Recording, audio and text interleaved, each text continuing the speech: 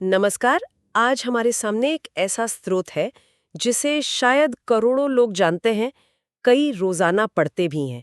हनुमान चालीसा। जी बिल्कुल। गोस्वामी तुलसीदास की ये 40 छंदों की रचना भक्ति साहित्य का एक शिखर मानी जाती है। हाँ। लेकिन आज हम इसे सिर्फ एक प्रार्थना की तरह नहीं, बल्कि एक पूरे सिस्टम की तरह समझने की कोशिश करेंगे। अच्छा।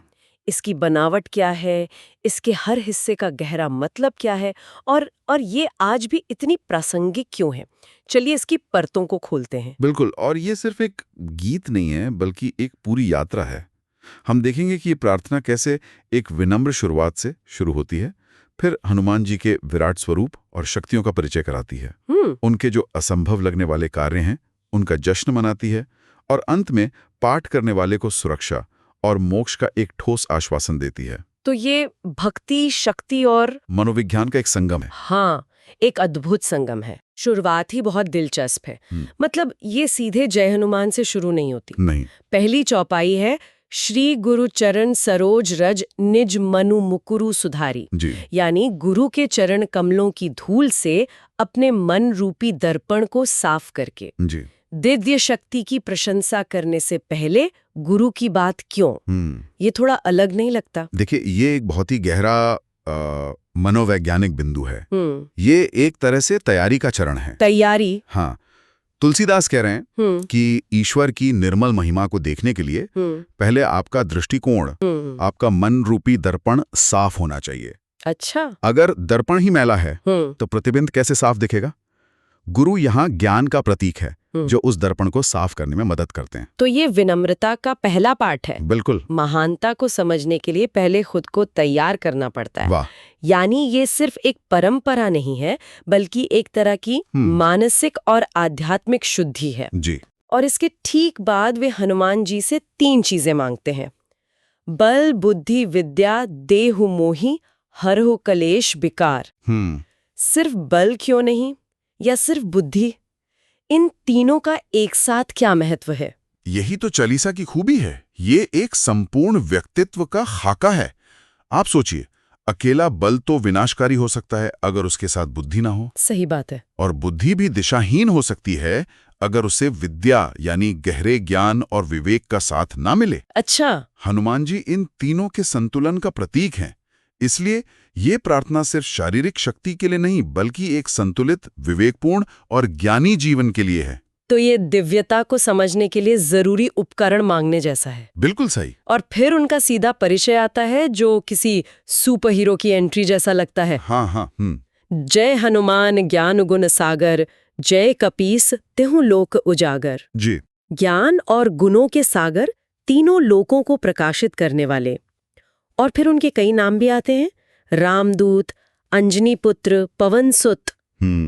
ये सिर्फ नाम गिनाना है या इसका भी कोई गहरा अर्थ है? नहीं, हर नाम उनकी पहचान का एक स्तंभ है। रामदूत उनका उद्देश्य बताता है, वे यहाँ राम के कार्य के लिए हैं। अच्छा। अंजनी पुत्र उनकी माँ, उनके वंश को दर्शाता है। और पवन सुत उनकी ताकत का स्रोत बताता है। वे वायु के पुत्र हैं, असीम गति और शक्ति वाले। मतलब कुछ शब्दों में ही? हाँ, कुछ शब्दों में ही तुलसीदास ने उनका पूरा बायोडाटा दे दिया है। उनका उद्देश्य, उनका वंश और उनकी शक्ति। यहाँ से वर्णन बहुत सजीव हो जाता है। उनके रूप का चित्रण है, कंचन बरन बिराज सुबेसा, कानन कुंडल कुंचित केसा। जी। सोने जैसा रंग, कानों में कुंडल, घुंघराले बाल। लेकिन फिर तुरंत उनके हाथों में वज्रु और ध्वजा, और कंधे पर मूंज जनेऊ का जिक्र आता है। हाँ। ये सौंदर्य और शक्ति का एक अजीब मिश्रण नहीं है? ये मिश्रण ही तो उनकी खासियत है। कंचन वरण और कुंडल उनके दिव्य सौंदर्य का दिखाते हैं, लेकिन वज्र और ध्वजा उनकी असीम शक्ति और विजय के प्रतीक हैं। और जनेऊ? वहीं मूंज जनेऊ उन्हें धर्म और मर्यादा से जोड़ता है। यह एक ऐसे योद्धा का चित्र है जो सुंदर है, शक्तिशाली है और साथ ही धर्मपरायण भी है। और उन्हें शंकर सुवन केसरी नंदन भी कहा गया है। जी, जो उन्हें सीधे भगवान शिव से जोड़ता है। यानी उनकी शक्ति का स्रोत भी दिव्य है। और उनकी क्षमताओं की तो कोई सीमा ही नहीं लगती। वे एक ही समय में सूक्ष्म रूप धरे सही ही दिखावा। हाँ। यानी बहुत छोटा रूप धारण कर सकते हैं, और दूसरी तरफ बिकट रूप धरी लंक जरावा, यानी बहुत विशाल और भयानक रूप भी। तो ये सिर्फ आकार बदलने की शक्ति है या इसमें कोई गहरा संदेश भी छिपा है? मुझे तो ये आज के कॉरपोरेट जगत के लिए भी एक सबक लगता है। अच्छा। कि कब आपको विनम्र रहकर टीम में घुल मिल जाना है और कब आपको लीडर बनकर एक बिकट या दमदार फैसला लेना है। कमाल है, आपने इसे कॉर्पोरेट जगत से दुआ, ये बहुत दिलचस्प है। और आप बिल्कुल सही कह रही हैं। हाँ, ये सिर्फ आकार बदलना नहीं है, ये ईगो मैनेजमेंट और इमोशनल इंटेलिजेंस का एक मास्टर क्लास है। अच्छा। जब सीता जी से मिलना था, जो शोक में थी, तो वे सूक्ष्म रूप में गए ताकि उन्हें डरा न दें। ये सहानुभूति है, एम्पैथी है। जब लंका जलानी थी तो उन्होंने भय पैदा करने के लिए विशाल रूप धारण किया। ये रणनीतिक शक्ति का प्रदर्शन है। Strategic power projection. बिल्कुल।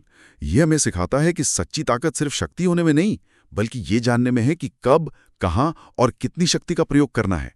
विवेक के बिना शक्ति अंधी होती है। बिल्कुल। और ये सारी शक्ति एक ही उद्देश्य के लिए समर्पित है, राम काज करीबे को आतुर। हाँ, ये पंक्ति उनके चरित्र का सार लगती है। इतनी शक्ति होने के बाद भी उनका अपना कोई एजेंडा नहीं है। यही तो निस्वार्थ भक्ति या सेवा भाव का शिखर है।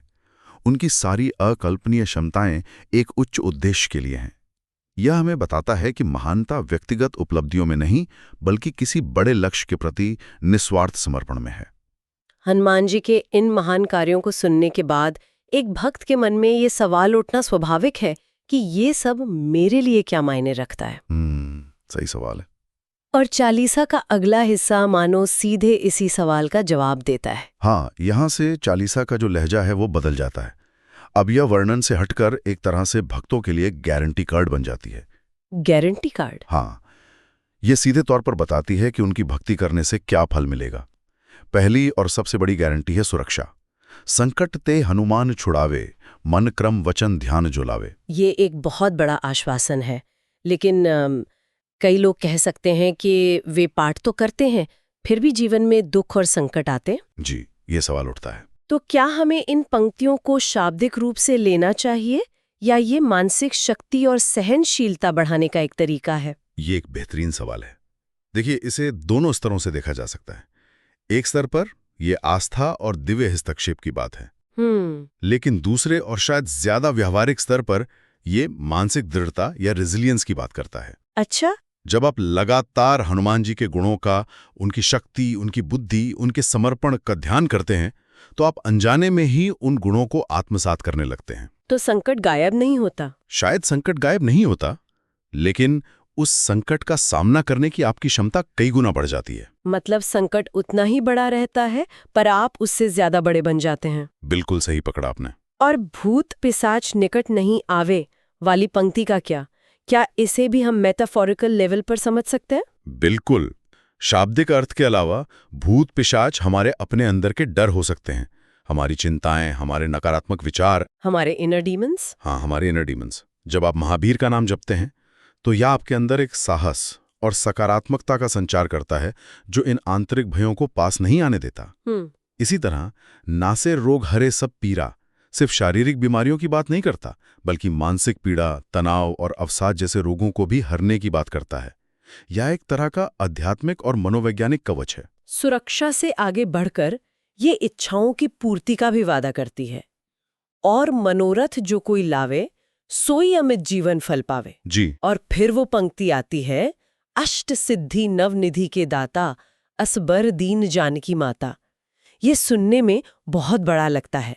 ये अष्ट सिद्धि और नवनिधि क्या है? ये योग और तंत्र में वर्णित सर्वोच्च आध्यात्मिक और भौतिक सिद्धियां हैं। अष्ट सिद्धि का मतलब है अणु से भी छोटा होने की क्षमता, पहाड़ जितना विशाल होने की, प्रकृति के नियमों पर नियंत्रण। हाँ, प्रकृति के नियमों पर नियंत्रण। और नवनिधि धन और समृद्धि के देवता कुबेर के 9 खजानों का प्रतीक है। तो चालीसा कहती है कि हनुमान जी आपको ये सब दे सकते हैं। हाँ, लेकिन सबसे दिलचस्प हिस्सा अगली पंक्ति में है, असबर दीन जानकी माता। अच्छा, उन्हें ये शक्ति माता सीता के वरदान से मिली है। ये तो कमाल की बात है। मतलब जो खुद हर सिद्धि और निधि का दाता है, उसे भी ये शक्ति एक वरदान के रूप में मिली थी। बिल्कुल। ये फिर से विनम्रता और कृपा के महत्व को रेखांकित करता है। ये दिखाता है कि उनकी शक्तियां स्वयं अर्जित होने के साथ साथ दिव्य कृपा का परिणाम भी हैं। और सबसे बड़ा पुरस्कार भी बताया गया है। जी, जन्म मरण के चक्र से मुक्ति, अंतकाल रघुबर पुर जाई, जहां जन्म हरिभक्त कहाई। ये केवल इस जीवन के लिए नहीं बल्कि उसके बाद के लिए भी एक वादा है। मोक्ष। हाँ, भक्ति के मार्ग का अंतिम लक्ष्य मोक्ष। चालीसा का अंत भी उतना ही शक्तिशाली है जितनी उसकी शुरुआत। इसमें एक अंतिम वादा है, जो 7 बार पाठ कर कोई, छूटे ही बंदी महासुख हुई। 100 बार पाठ करने से सारे बंधन छूट जाते हैं और महासुख मिलता है। 100 बार ही क्यों? क्या ये सिर्फ एक संख्या है? 100 यहाँ पूर्णता का प्रतीक है। ये सिर्फ गिनती की बात नहीं है, बल्कि निरंतरता और लगन की बात है। अच्छा। इसका भाव यह है कि जब कोई इस पाठ को इतनी बार दोहराता है कि हनुमान जी के गुण उसके स्वभाव का हिस्सा बन जाते हैं, तब वो सही मायने में बंधनों से मुक्त होता है। चाहे वो डर के बंधन हो, अज्ञान के। हाँ, डर के बंधन, अज्ञान के बंधन या अहंकार के बंधन हो, ये एक ट्रांसफॉर्मेटिव प्रोसेस है, कोई जादुई फॉर्मूला नहीं। और इस वादे पर अंतिम मोहर भी लगाई गई है, होई सिद्धि साखी गौरी सा। जी, यानी भगवान शिव स्वयं इस बात के साक्षी हैं। ये तो किसी कॉन्ट्रैक्ट पर सबसे बड़े गवाह के हस्ताक्षर जैसा है। हाँ, ये इस कथन को एक ब्रह्मांडीय वैधता देता है। और क्योंकि हनुमान जी खुद शिव के अवतार माने जाते हैं, शंकर सुवन। हाँ, शंकर सुवन, तो ये एक तरह से शिव की अपनी ही शक्ति की गारंटी है। लेकिन इस भव्य घोषणा के बाद चालीसा का अंत बहुत ही व्यक्तिगत और विनम्र प्रार्थना से होता है। तुलसीदास सदा हरिचेरा, कीजे नाथ हृदय महंडेरा। जी, ये अद्भुत है। इतनी बड़ी बड़ी बातें, ब्रह्मांडीय शक्तियों, सिद्धियों और मोक्ष का वर्णन करने के बाद अंत में लेखक सिर्फ ये मांगता है कि हे नाथ, आप मेरे हृदय में निवास कीजिए। हाँ, ये पूरी चालीसा को वापस एक भक्त और उसके भगवान के बीच के व्यक्तिगत रिश्ते पर ले आता है। और यही इसकी सबसे बड़ी सुंदरता है। ये हमें याद दिलाता है कि चाहे हम कितनी भी शक्तियों और सिद्धियों की बात कर लें, भक्ति का सार अंततः एक सरल, प्रेमपूर्ण और व्यक्तिगत संबंध ही है। तो हमने देखा कि हनुमान चालीसा सिर्फ एक जाप नहीं है, बल्कि एक संपूर्ण जीवन दर्शन है। जी बिल्कुल। ये एक संरचित कथा है, गुरु वंदना से तैयारी, हनुमान जी के संतुलित व्यक्तित्व का परिचय, उनकी निस्वार्थ सेवा का उत्सव, और फिर भक्त के लिए मनोवैज्ञानिक और आध्यात्मिक सुरक्षा का एक पूरा ढांचा। हाँ, ये केवल 40 छंदों में धर्म, मनोविज्ञान और नेतृत्व के सिद्धांतों को समाहित कर लेती है। ये निस्वार्थ भक्ति, अच्छाई के लिए उपयोग की जाने वाली अपार शक्ति और दिव्य सुरक्षा के आश्वासन का एक आदर्श प्रस्तुत करती है, जो आज भी उतना ही प्रासंगिक है जितना सदियों पहले था। बिल्कुल। चालीसा में हनुमान जी की अपने लक्ष्यों को प्राप्त करने के लिए सूक्ष्म से लेकर विशाल रूप धारण करने की क्षमता का वर्णन है। ये सोचने पर मजबूर करता है कि अपने जीवन में अलग अलग चुनौतियों का सामना करते हुए सफलता प्राप्त करना इस बात पर कितना निर्भर करता है कि हम कब सूक्ष्म रहें और कब शक्तिशाली बने, कब हमें सहानुभूति दिखानी है और कब हमें दृढ़ता से खड़ा होना है। इसका संतुलन ही शायद सबसे बड़ी सिद्धि है।